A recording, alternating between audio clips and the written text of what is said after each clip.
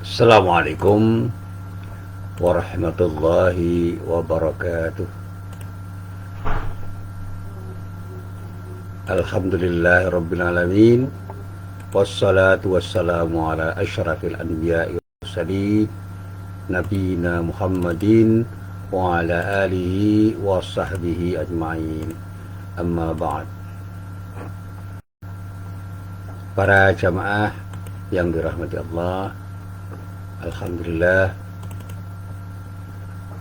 pada pagi hari ini kita bisa bertemu lagi, dan sekali lagi kita berharap mudah-mudahan setiap pertemuan kita, termasuk pertemuan kita pada pagi hari ini, benar-benar menjadi pertemuan yang mendapatkan ridho dari Allah Subhanahu wa Ta'ala. Amin. Para jamaah yang dirahmati Allah, hari ini sekali lagi saya ingin berbagi karena saya mendapatkan pertanyaan terkait dengan untuk apa kita itu melakukan sesuatu. Banyak orang itu yang melakukan sesuatu untuk mencari popularitas. Karena itu apapun dilakukan agar dirinya populer, dikenal oleh orang. Dan saya betul-betul ingat, saya benar-benar bisa merenungkan apa yang diungkapkan oleh banyak orang, yang semua itu adalah ungkapan yang betul-betul bisa kita maknai sebagai ungkapan yang sangat bijak. Ada sebuah ungkapan yang dinyatakan, lam yasduqillaha man ahabba syuhrah. Tidak akan bisa jujur kepada Allah orang yang mencintai popularitas. Nah, ini ungkapan para ulama tentang syuhrah, tentang popularitas. Para ulama itu insya Allah sangat paham bahwa di balik popularitas itu terkandung fitnah dan bahaya yang tidak kecil bagi semua orang. Karena itu ada seorang ulama yang pernah menasihati muridnya dengan nasihat, "Hutsa ilmaka wahdari syahrah." Sebarkanlah ilmumu dan waspadalah dengan popularitas. Nah, ini yang kemudian saya coba untuk saya latih. Saya pernah diajar oleh guru saya pernah belajar, dan pada saatnya saya ingin berbagi. Tetapi ada godaan. Ketika kita berbagi ilmu, itu seringkali orang mengenal kita. Semakin banyak kita menyebarkan ilmu, semakin banyak orang mengenal kita. Dan ketika saya jadi guru, jadi dosen, jadi mubalik, jadi dai, semakin banyak orang mengenal diri saya. Padahal sejak awal saya ingin betul menyebarkan ilmu itu hanya sekedar untuk menyebarkan ilmu dalam rangka untuk berbagi kepada orang. Dan saya berharap mudah-mudahan Allah ridho. Dan disitulah saya harus waspada. Pada saat saya itu menjadi populer karena saya menjadi dosen, ketika saya menjadi guru, ketika saya menjadi dai atau menjadi mubalik, saya harus banyak beristighfar. Bahkan ada satu kejadian yang luar biasa.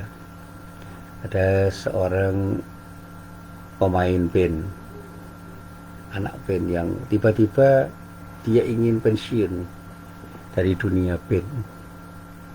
Ketika ditanya oleh salah seorang temannya dan keluarganya, kenapa Anda pensiun? Saya takut populer. Karena begitu saya populer, saya akan menjadi orang yang sombong.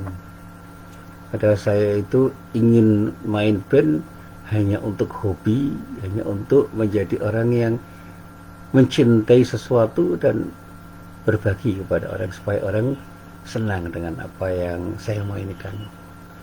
Tapi begitu saya populer, saya ditepuk tangani, mendapat aplaus di mana-mana, saya menjadi khawatir, jangan-jangan apa yang saya lakukan itu menjadikan saya sombong.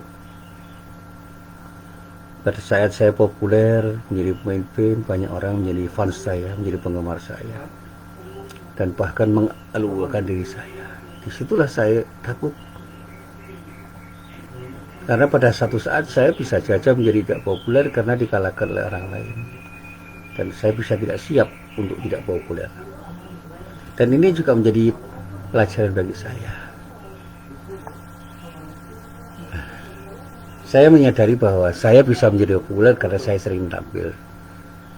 Nah, tetapi popularitas itu bisa menjadi sesuatu yang baik juga kalau disikapi dengan rendah hati, tapi sulit. Popularitas itu biasanya membuat orang itu merasa hebat, dan oleh karena itu muncul sikap sombong, sehingga banyak ulama yang menakuti dan mewaspadai jangan-jangan popularitas itu menjadikan dirinya semakin jauh dari Allah. Tetapi saat ini popularitas itu menjadi barang buruan, apalagi popularitas saat ini dianggap bisa mendatangkan keuntungan, utamanya keuntungan yang bersifat materi. Orang rela mempersolek diri dengan cara apapun, meskipun kapasitas dirinya sangat terbatas, lalu dipampang di berbagai media sosial misalnya, hanya untuk memburu popularitas. Sekarang lagi viral, ada seorang yang dikenal banyak orang, kemudian membela rakyat kecil, tiba-tiba populer sehingga orang mengatakan, Anda mau cari popularitas ya? Nah, yang bersangkutan mengatakan tidak. Saya tahu apa yang saya lakukan itu penuh risiko, tetapi saya harus membela orang yang harus saya bela di ketika orang tidak mau membela. Ya, mudah-mudahan beliau ikhlas betul membela orang yang lemah. Nah, disitulah saya mulai ingat terhadap hadis panjang yang dulu pernah saya sampaikan dalam sebuah pengajian. Suatu saat Rasulullah itu pernah bersabda, Inna awwalan nasi yuqda yaumal qiyamati alaihi rajulun. Ada sebuah hadis yang mengatakan sesungguhnya manusia yang pertama kali dihisab pada hari kiamat ialah seorang yang dikatakan mati syahid. Dikatakan rajulun istushhida.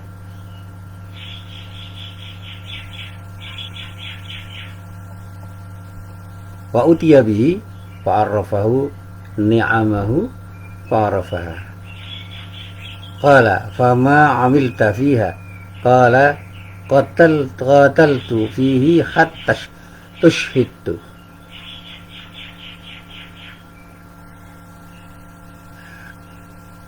Qala kadabta walakinnaka qatalta li'ayya. Qala jari'un. Thumma umira bihi fasuhiba ala wajhihi hatta ulqiya fin nari. Nah, di sini dikatakan fasuhiba ala wajhihi hatta ulqiya fin nari. Lalu ada terusnya, wa rajulun ta'allama al-ilma wa 'allamahu wa qara'a al-Qur'ana fa utiya bihi fa'arrafahu ni'amahu fa'arafaha. Qala fama 'amilta fiha? Qala ta'allamtu al-ilma wa 'allamtuhu wa qara'tu fika al-Qur'an. Qala kadabta walakinnaka ta'allamta al-ilma liyaqala 'alimun wa qara'ta al-Qur'ana liyaqala huwa qari'. Faqad qila thumma umira biha fasuiba ala wajhihi hatta ulqiya fin nar. Lalu dilanjutkan lagi oleh Rasulullah, wa rajulun wasallahu alaihi wa atahu min asnafil mali kullihi fa utiya bihi fa'arrafahu ni'amahu fa'arafaha. Qala fama 'amilta fiha? Qala ma taraktu min sabilin tuhibbu an yunfaqa fiha illa anfaqtu fiha lak. Qala kadhabta walakinnaka fa'alta liqala huwa jawad. Faqad qila thumma umira bihi fasuhiba ala wajhihi thumma ulqiya fin nar.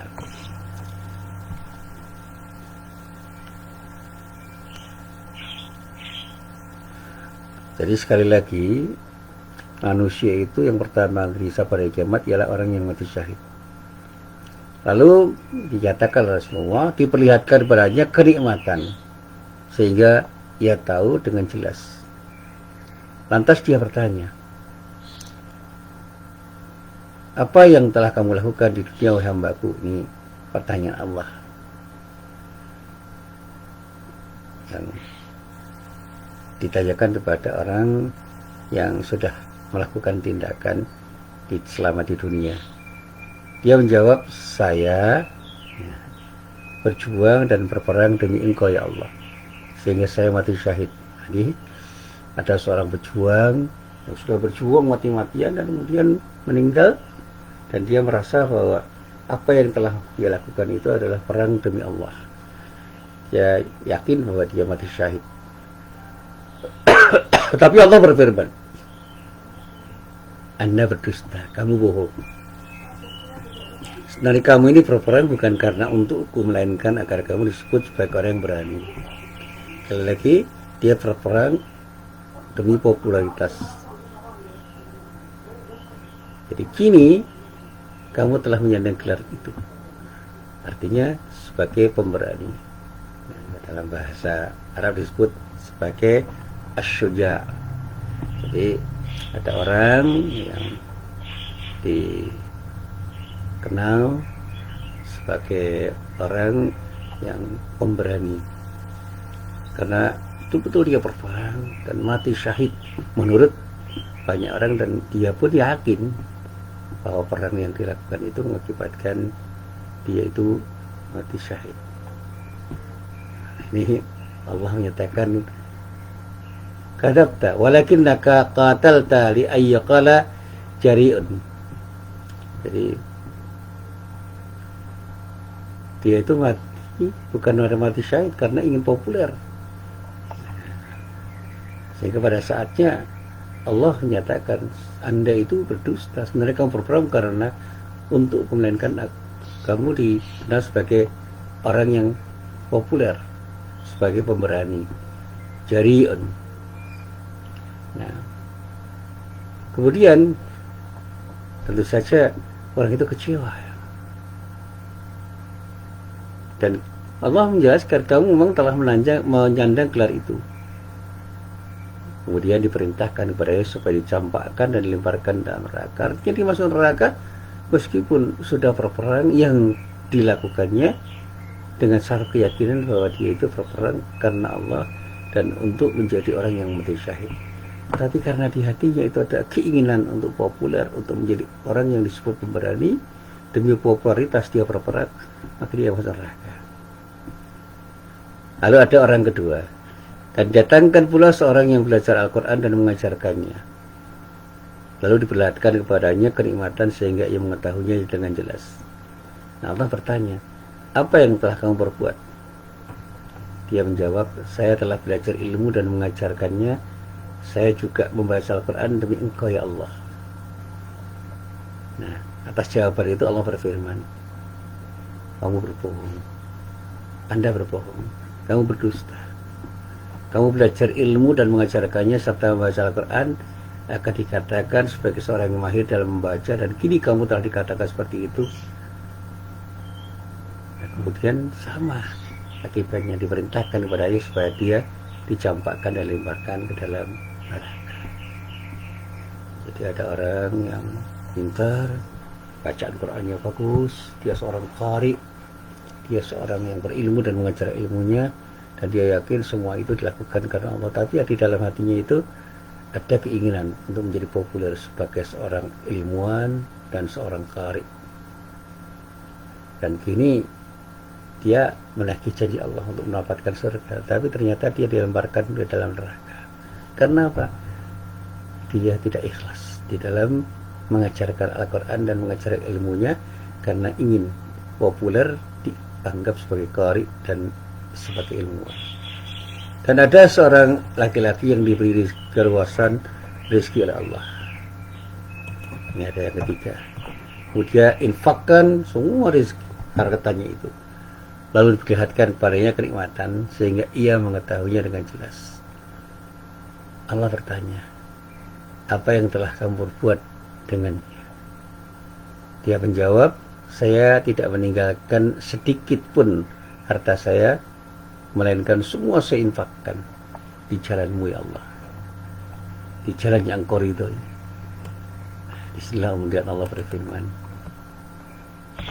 Anda berdusta, kamu berdusta, kamu berbohong, kamu melakukan semua itu supaya kamu dikatakan sebagai seorang yang dermawan, dan saat ini kamu sudah mendapatkan gelar sebagai seorang dermawan. Kemudian diperintahkan kepadanya supaya dia dicampakkan, dilemparkan dalam neraka.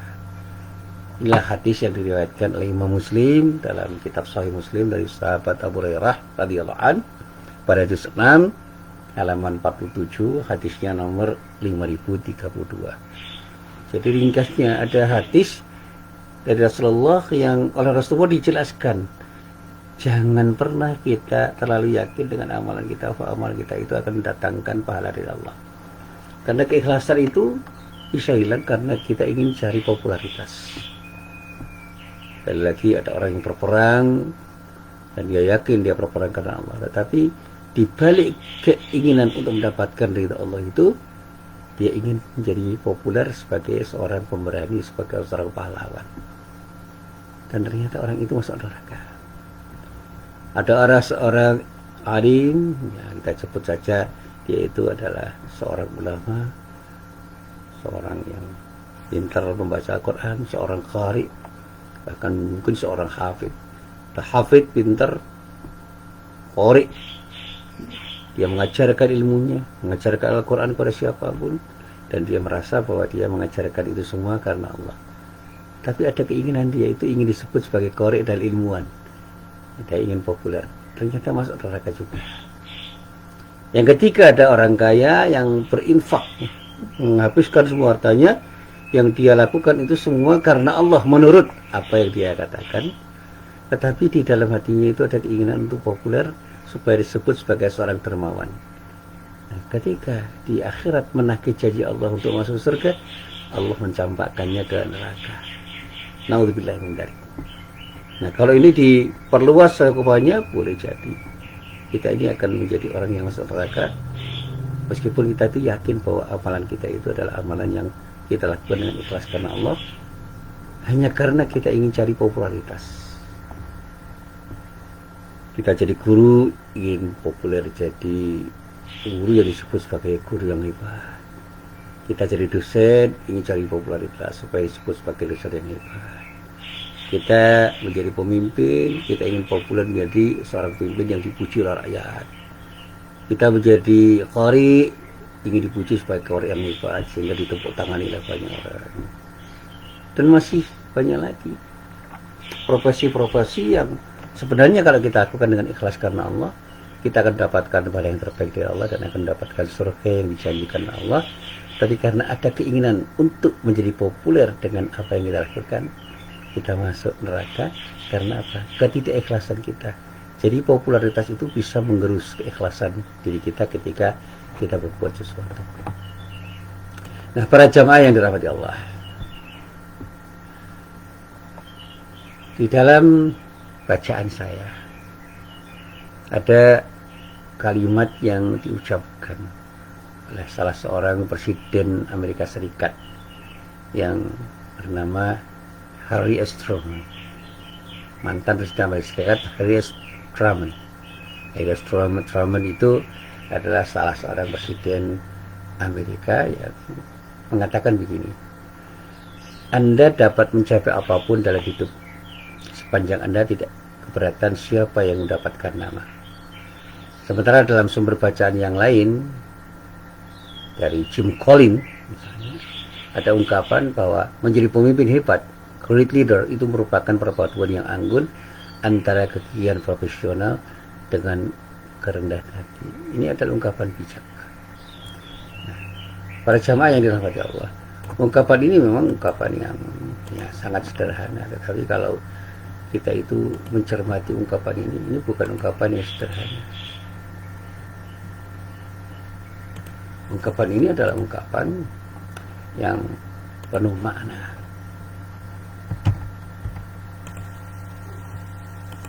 ungkapan yang selalu menyatakan. Harry Truman, seorang presiden dari Amerika Serikat, itu menyatakan Anda semua itu bisa saja mencapai apapun dalam hidup Anda ini, sepanjang Anda tidak berkeberatan. Siapa yang akan mendapatkan nama? Jadi silakan melakukan apa saja, tapi jangan cari nama, jangan cari popularitas. Siapapun boleh mendapatkan popularitas dari apa yang Anda perbuat, sehingga apa yang Anda capai itu betul-betul mendapatkan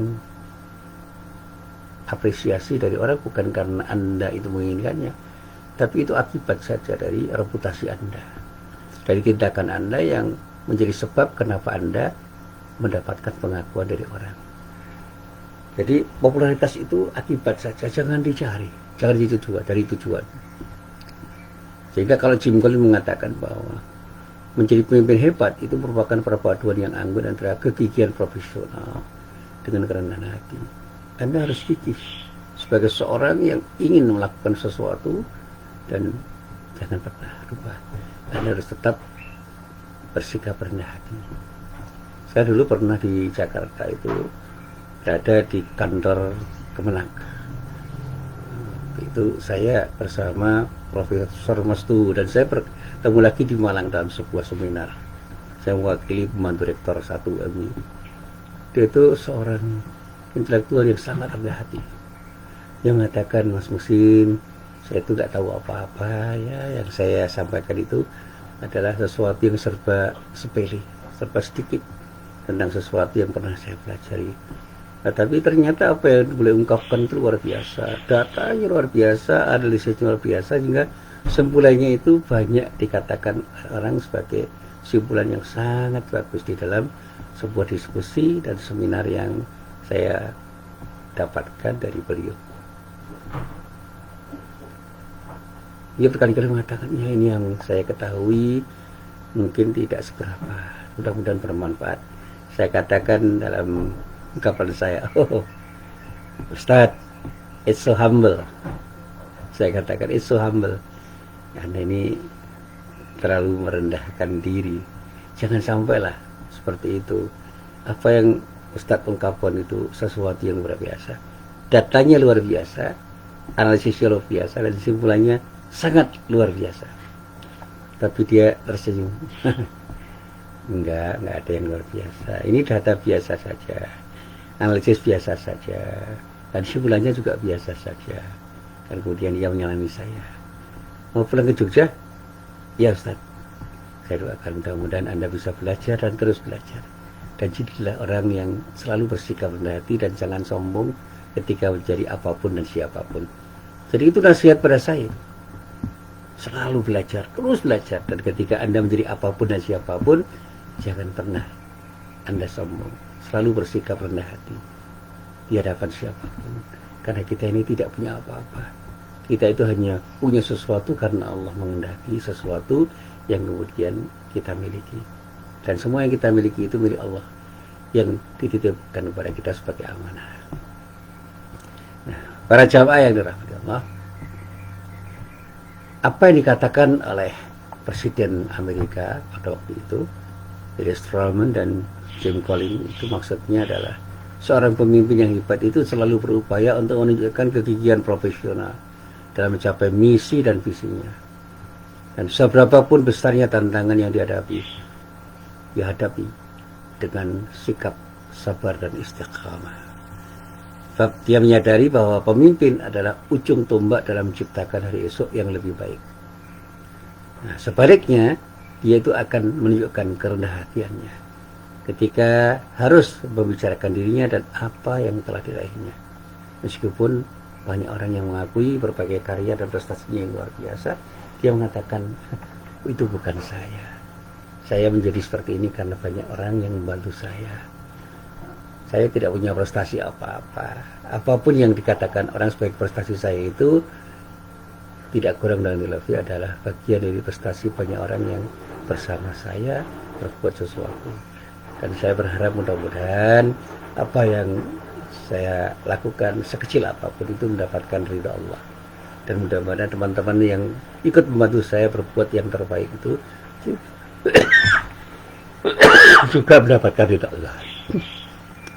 Nah, para jamaah yang dirahmati Allah, sekedar untuk menyebut contoh, saya ingin mengatakan ada seorang tokoh, tidak saya sebut namanya, dan Anda masih ingat apa yang dikatakan oleh tokoh itu tentang sesuatu yang pada saatnya memang harus dia katakan. Dia mengatakan bahwa kita ini bukan apa-apa dan buat siapa-siapa tanpa keterlibatan orang lain. Seorang pemimpin itu tidak akan menjadi pemimpin yang hebat ketika tidak didukung oleh rakyatnya. Dari rakyat yang hebat muncullah pemimpin yang hebat. Dari rakyat yang tidak hebat akan muncul pemimpin yang tidak hebat. Maka prestasi pemimpin itu adalah prestasi rakyat yang mendukung pemimpinnya. Ini salah satu contoh saja. Ada seorang pemimpin yang sekarang menjadi gubernur di salah satu wilayah di Indonesia yang tidak perlu saya sebut namanya. Kalau saya sebut nanti malah orang mengatakan, oh, Pak Muhsin pendukung ini. Saya tidak akan menyebut namanya, di mana dia berada, tapi dia sekarang menjadi salah seorang gubernur di Indonesia. Dia mengatakan seperti itu. Jadi kalau ada pemimpin yang hebat, dia itu hebat karena dukungan rakyatnya. Jadi yang hebat itu rakyatnya. Ya, dari rakyat yang hebat muncullah pemimpin yang hebat. Nah, dari rakyat yang tidak hebat akan muncul pemimpin yang tidak hebat. Jadi kehebatan pemimpin itu bergantung pada rakyatnya. Dukungan rakyat itu sangat penting. Maka jangan pernah pemimpin itu menjadi pemimpin yang sombong, karena tanpa dukungan rakyat dia tidak bisa berbuat apa-apa. Dan selalu saya katakan juga begitu. Saya tidak pernah merasa menjadi dosen yang hebat. Saya tidak pernah merasa menjadi guru yang hebat. Saya tidak pernah merasa menjadi mubalik dan dai yang hebat. Dan itu peringatan nasihat dari guru saya. Ketika Anda ditepuk tangani, segera istighfar. Karena tepuk tangan itu akan membuat Anda sombong. Ketika Anda dipuji orang, segera istighfar. Ketika Anda mendapatkan penghargaan dari orang, segera istighfar. Karena apa? Jangan sampai Anda terlena dengan pujian, penghargaan, dan penghormatan dari banyak orang. Suatu saat saya pernah mendapatkan piagam dari mahasiswa saya sebagai seorang dosen yang baik. Ya. Saya katakan, itu apa ini? Ini untuk Bapak. Jangan begitu, tidak usah. Enggak Pak, ini pengakuan dari kami. Ya, saya terima, tapi doakan mudah-mudahan saya akan selalu bersama Anda untuk menjadikan Anda menjadi lebih baik dari waktu ke waktu. Nah, para jamaah yang dirahmati Allah, mungkin Anda sependapat dengan saya bahwa orang yang mengatakan dengan rendah hati bahwa dia itu bukan siapa-siapa, sebenarnya dia adalah orang hebat. Sebab ketika dia berbicara, itu dia tidak berbicara untuk menyombongkan diri, tetapi karyanya dan prestasinya luar biasa. Tidak ada seorang pun yang membantahnya. Bahkan salah seorang yang pernah saya tanya tentang diri beliau itu mengatakan dia itu orang hebat, tetapi tidak pernah merasa hebat. Dan itu yang menunjukkan bahwa dia punya reputasi yang bisa dianggap orang sebagai sesuatu yang kemudian dia menjadi populer karena reputasinya. Dia punya prestasi yang luar biasa, tetapi dia punya sikap rendah hati yang ternyata dengan sikap rendah hatinya itu justru mampu mendongkrak popularitasnya sebagai seorang gubernur. Karena sesungguhnya popularitas itu hanyalah konsekuensi dari sebuah reputasi. Oleh karena itu saya katakan, siapapun yang sanggup membangun reputasi yang hebat dengan tindakan, dengan ucapan, dengan karya-karya yang betul-betul hebat, dengan sendirinya ia akan memperoleh popularitas. Maka jadilah orang hebat dengan karya-karya yang hebat, maka Anda akan dikenal. Jangan sebaliknya, Anda ingin dikenal sehingga popularitas yang Anda cari, tetapi Anda tidak punya karya yang hebat. Sekarang kan banyak orang yang ingin diakui sebagai orang hebat dengan popularitas yang tinggi. Bahkan tidak hanya orang, tetapi bahkan institusi-institusi, lembaga-lembaga tertentu juga ingin mendapat pengakuan bahwa dirinya itu adalah hebat dengan pengakuan-pengakuan sehingga menjadi orang yang populer atau lembaga yang populer. Padahal mungkin di dalamnya rapuh. Karena apa? Dia bisa mencitrakan dirinya dengan manipulasi-manipulasi yang luar biasa. Saya juga seringkali ditanya, bagaimana Pak dengan akreditasi sebuah lembaga pendidikan? Saya katakan, ya bagus saja, tapi jangan karena akreditasi kita berbuat sesuatu, Tapi berbuatlah sesuatu yang karena Anda lakukan sesuatu itu, maka Anda mendapatkan akreditasi. Jadi jadilah orang dan lembaga yang berprestasi, yang dengan itu semua orang mengakui bahwa Anda hebat. Jangan justru dibalik.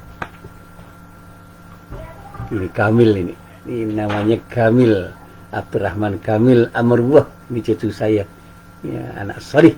Ya. Baiklah.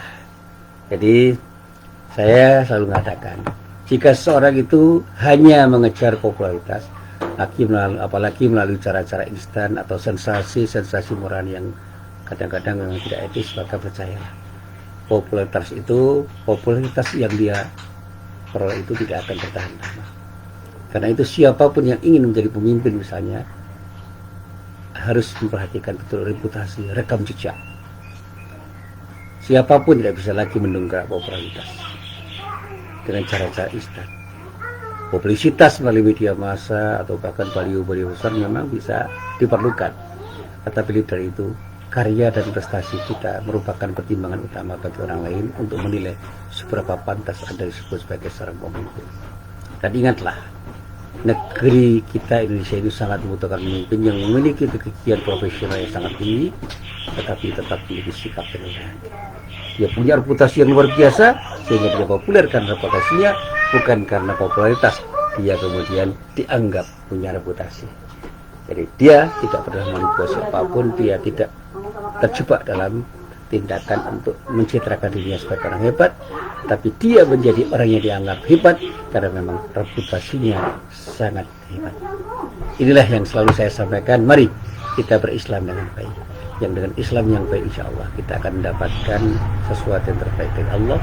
Dan berislam dengan baik itu memerlukan kesungguhan, memerlukan kesabaran, memerlukan sikap istiqomah, dan yang terakhir memerlukan keikhlasan. Keikhlasan itu penting sekali, tetapi tidak dengan mudah bisa kita peroleh dan kita dapatkan, kecuali karena kita selalu ingat bahwa apapun yang kita lakukan harus kita lakukan hanya dengan satu tujuan, untuk mendapatkan ridho dari Allah Subhanahu wa Ta'ala. Biarlah kita tidak populer, biarlah orang tidak mengakui siapa diri kita. Yang terpenting dari yang penting adalah jadilah orang yang selalu berbuat sesuatu karena Allah, karena hanya ingin mendapatkan ridho Allah.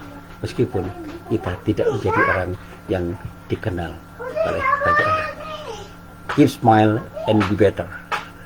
Tetaplah tersenyum dan jadilah orang yang dari waktu ke waktu menjadi lebih baik dengan reputasi kita dimanapun dan kapanpun kita berada, dan mudah-mudahan kita selalu mendapatkan sesuatu yang terbaik dari Allah, karena apapun yang kita lakukan benar-benar kita lakukan hanya untuk mendapatkan ridho dari Allah Subhanahu wa Ta'ala. Amin ya mujibas sa'ilin. Wassalamualaikum warahmatullahi wabarakatuh.